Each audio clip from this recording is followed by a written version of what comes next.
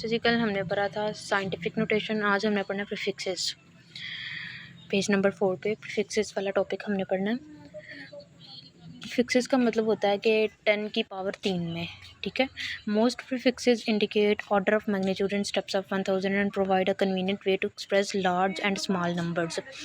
अब उनको कह रहा है कि प्रीफिक्स ने हमारा काम आसान कर दिया है 10 की पावर 3 में देके, 10 की पावर 6 में देके। अब फॉर एग्जांपल हमारे पास 10 के साथ 6 ज़ीरो हैं, तो हम उसको 6 ज़ीरो लगाने नहीं बैठेंगे। हम क्या करेंगे, 10 लगाकर ऊपर 6 लगा देंगे, ठीक है। तो इसने हमारा काम आसान कर दिया है बड़ी से बड़ी वैल्यू को लिखने में। To eliminate non significant digits, अब उसने बोला है कि जो डिजिट काम का नहीं होता उसको एलिमिनेट भी कर सकते हैं, निकाल भी सकते हैं। ऐसा ही also includes four of the other prefixes to accommodate usages already established before the introduction of SI. They are centi 10-2 deci.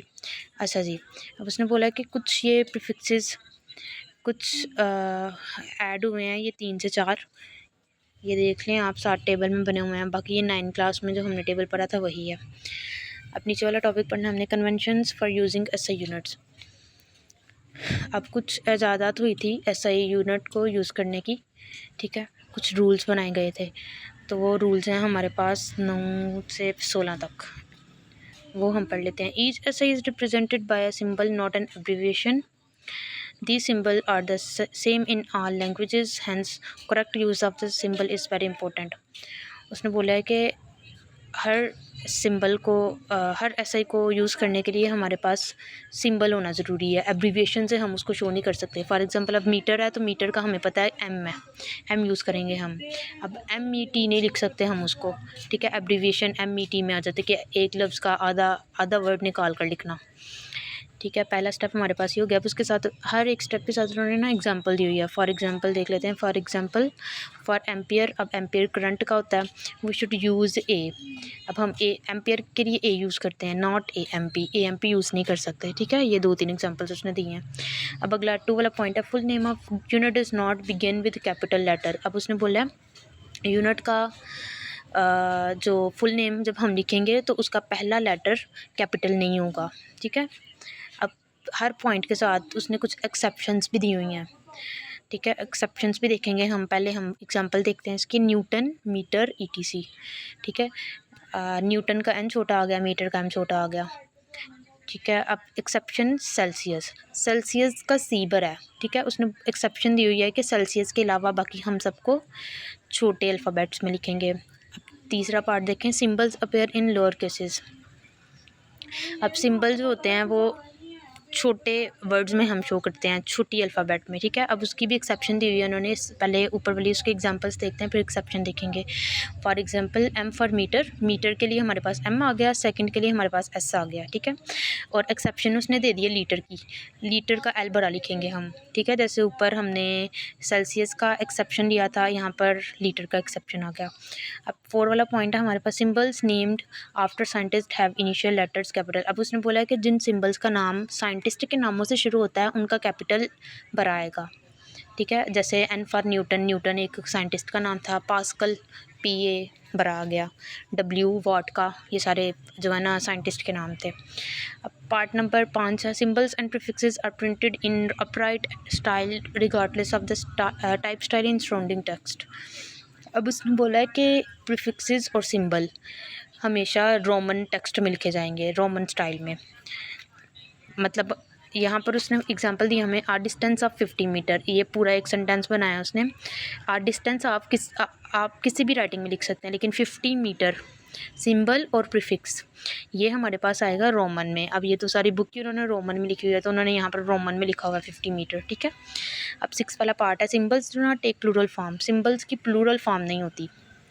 मतलब अब 1 मिलीमीटर है, तो इसको आगे हम उन्होंने 100 मिलीमीटर करके लिख सकते हैं, लेकिन मिलीमीटर ही रहेगा। 100 हो सकता है, उसके डिजिट चेंज हो सकते हैं, लेकिन उसके जो सिंबल्स हैं वो डबल नहीं हो सकते, प्लूरल नहीं हो सकते। अब 1 kg है तो वो 60 kg ही रहेगा, kg नहीं हो सकता। एक से ज़्यादा डिजिट हो सकता है, 60 आ गया, 50 आ गया उसके साथ, लेकिन केजी ही रहेगा। 7 वाला पॉइंट हमारे पास है, नो फुल स्टॉप और dot is placed after the symbol accept at the end of the sentence. अब उसने बोला है कि सिंबल के बाद कभी भी डॉट और फुल स्टॉप नहीं लगाएंगे, ठीक है। सिर्फ आप सेंटेंस अगर ख़त्म कर रहे हैं तो फिर लगा सकते हैं। हम जैसे ऊपर ये 5 वाले पॉइंट में एग्जांपल देखें इसकी, या डिस्टेंस ऑफ 50 मीटर, इसके एंड पे उसने एक पूरा सेंटेंस लिखा है तो एंड पे लगा दिया, चलिए ये ठीक है, ये एक्सेप्शन हो सकती है इसकी, ठीक है। अब 8वां पॉइंट हमारे पास, prefix is written before and without space to base unit. अब उसने बोला है कि prefix is written before and without space के बगैर लिखा जाता है, ठीक है, प्रीफिक्स। अब जैसे ml मिली लीटर लिखा हुआ उसने, तो इसको हम ml के दरमियान स्पेस नहीं दे सकते, ms है तो ms के दरमियान स्पेस नहीं दे सकते, ठीक है, स्पेस नहीं आएगी। अब 9 वाला पार्ट है हमारे पास, base unit are written one space apart, leave a space with even between the number and the symbol। तो उसने बोला है कि 1 kg, अब अगर हमारे पास डिजिट है कोई जो प्रीफिक्स है एंड पे, उसके दरमियान हमने स्पेस नहीं देनी, ठीक है, लेकिन डिजिट है, बेस यूनिट है, उसके दरमियान हम दे सकते हैं। अब देखें 1 के बाद उसने थोड़ी सी स्पेस दी है, केजी फिर के और जी के दरमियान उसने स्पेस नहीं दी, क्योंकि केजी एक ही चीज़ है, किलोग्राम। लेकिन 10 ms-1 मीटर पर सेकंड, मीटर और सेकंड दो अलग अलग चीज़ें हैं, इसमें उसने स्पेस दे के लिखा है, ठीक है। अब 10 वाला पार्ट देखें, पेज नंबर 5 पे, compound prefixes are not allowed. अब उसने बोला है कि डबल प्रीफिक्स अलो नहीं होती। फॉर एग्जांपल 1 माइक्रो, अब देखें माइक्रो 2 बार नहीं आ सकता, इसको कन्वर्ट करना पड़ेगा। अब माइक्रो की हमारे पास आ गई -6 -12 बन गया, तो ये पीको में कन्वर्ट हो गया यहाँ पर, ठीक है, और f साथ उसका। When base unit of multiple is raised to a power, the power applies to whole multiple and not to base unit alone. अब आपको इसकी एक स्टेटमेंट से पढ़कर ज़्यादा पता नहीं चलेगा, ज़्यादा इसकी एग्जांपल्स देख के पता चलेगा। इसकी एग्जांपल देखें, उसने बोला है कि 1 किलोमीटर के ऊपर स्क्वायर है हमारे पास, तो ये जो बेस यूनिट का भी होता है, और इसकी जो ऊपर इसका मल्टीपल, होल मल्टीपल है, ये बेस यूनिट को भी देंगे हम, पावर है जो इसकी, और इसका फिर प्रीफिक्स को भी देंगे, ठीक है। किलोमीटर को भी दिया हुआ है उसने स्क्वायर, और 1 को भी दिया हुआ है। अब 1 किलोमीटर उसने अलग कर लिया, क्योंकि 1 का स्क्वायर तो 1 ही होता है, ठीक है, उसको अलग किया उसने। किलोमीटर, किलो की 3 आ गई, ठीक है, आगे वाले स्टेप में किलो की 3 आ गई, मीटर का स्क्वायर उसके पास ही रहा। अब 1 ज़रब 10 की 6, 3 दूनी 6 हो गया, ठीक है, और मीटर स्क्वायर साइड पे निकल आया। ये इसने इसका सोल्यूशन निकाला, यही ऊपर स्टेटमेंट में उन्होंने बताया। अब आगे 12 वाला part, use negative index notation instead of solids. अब हमने जो पढ़ा हुआ है ना, m/s इस तरह पढ़ा हुआ है हमने, लेकिन अब वो कहते हैं कि मीटर पर सेकंड इस तरह से लिखा जाता है, बार में, ओवर में नहीं लिखा जाता, ठीक है।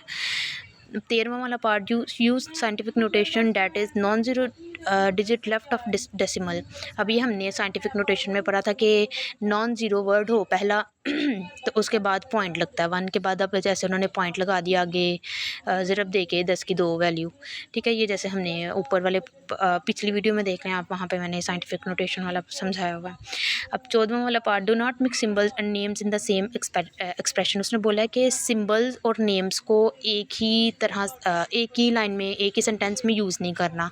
मतलब अगर आप सिंबल यूज़ कर रहे हो तो सिर्फ आप सिंबल यूज़ करो, अगर नेम यूज़ कर रहे हो पूरा तो पूरा नेम यूज़ करो। अब देखें उसने बोला है मीटर पर सेकंड और ms-1। अब इसमें से आप ms-1 लिख सकते हैं बस, या मीटर पर सेकंड लिख सकते हैं। अगर आप मीटर पर सेकंड लिख रहे हैं तो मीटर पर सेकंड ही लिखें, और अगर ms-1 लिख रहे हैं तो ms-1 लिखें। अब आगे भी उसने बताया नॉट मीटर सेकंड। अब देखिए मीटर उसने पूरा लिखा है और ओवर लगा के उसने SCC लिखा हुआ, ये भी रॉन्ग होगा। अब आगे एक और मिसाल दी है उसने m/सेकंड, ये भी गलत है, ठीक है। ये जो पहले 2 बताए ना उसने, इसमें से आप एक यूज़ कर सकते हैं, ms-1 यूज़ करें या मीटर पर सेकंड यूज़ करें। 15वां पार्ट है हमारे पास, practical work should be recorded in most convenient using depending upon the instruments being used. अब इसने बोला है कि जो भी हम प्रैक्टिकल वर्क करेंगे, फॉर एग्जांपल प्रैक्टिकल देने चाहते हैं आप, उसकी रिकॉर्डिंग जो भी होगी वो मोस्ट कन्वीनियंट होती है अगर आप उसकी इंस्ट्रूमेंट्स के हिसाब से उसकी वैल्यूज़ ठीक निकालें। फॉर एग्जांपल अब हमारे पास स्क्रू गेज है, स्क्रू गेज की वैल्यू निकलती है सेंटीमीटर में, ठीक है, तो वो उस लिहाज से निकलेगी। For example measuring using screw gauge should be recorded in millimetre but the final result must be recorded to the appropriate base unit. ये देखें जो मैंने आपको बता दिया, ठीक है, मिलीमीटर में स्क्रू गेज की वैल्यू आ गई। अब 16वां वाला पार्ट है हमारे पास, system international do not allow the use of former CGS system unit such as dyne ARG gauss poise star. ये मैंने पढ़े भी पहली बार ही हैं, ठीक है। उसने बोला कि सिस्टम इंटरनेशनल SI जो है यूनिट वो अलो नहीं करता इन चीज़ों को यूज़ करने के लिए, इन सिस्टम्स को यूज़ करने के लिए, तो ये आप ना करें, ठीक है। ये कहीं पुराने यूज़ होते थे, ये अब तो यूज़ नहीं होते, तो पढ़े भी मैंने पहली बार ही हैं वैसे। तो बस आज का लेक्चर इतना ही था। कल हम 1.3 अनसर्टेनिटी इन मेजरमेंट पढ़ेंगे।